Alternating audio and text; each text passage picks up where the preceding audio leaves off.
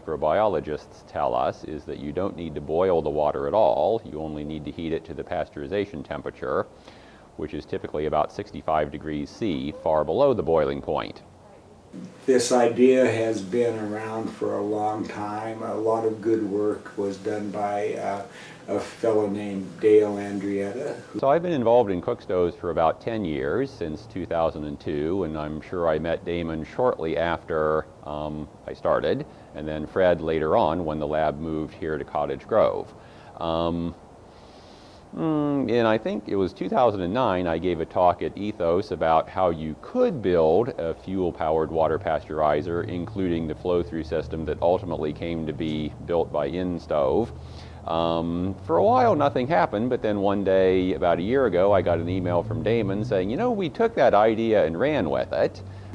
Dale gave a talk about 2 years ago proposing a system, and it's gone through a lot of iterations, but basically I'm back to the same system that Dale was recommending, and I give credit to him for the pasteurization technique and for the inspiration to have us go ahead and try to make a workable system. So I like this notion where I sort of suggest an idea and then other people do 99% of the work. So I very much like that division of labor. We designed this system to utilize our 100-liter cooking stove so that you could also purify water in emergency situations.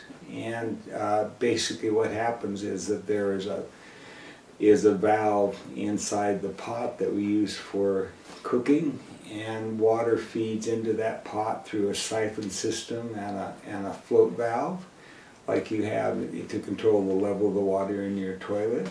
And there is another valve called a thermostatic valve. And I got to thinking that once you're done with the heat of the water, in other words, it has a thermostatic valve that allows water to flow through when it's hot enough.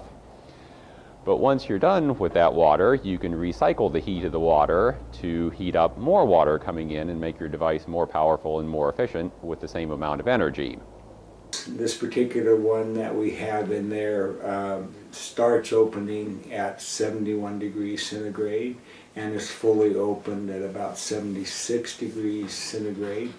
And so it will close again at 71, so there's no way for water to get through the system if it isn't at least 71 degrees centigrade, which is enough to kill all the bad stuff. We don't know for sure what the production volumes will be with it of water, but we think it will be at least 60 gallons an hour, and will probably take about 2 or 3 kilos of wood, which is a couple of heaping handfuls of kindling basically to do that, and it'll keep making water as long as you keep feeding wood to the stove.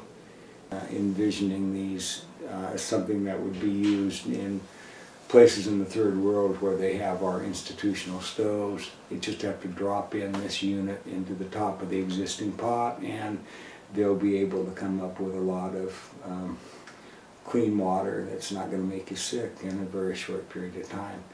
And that's where we are.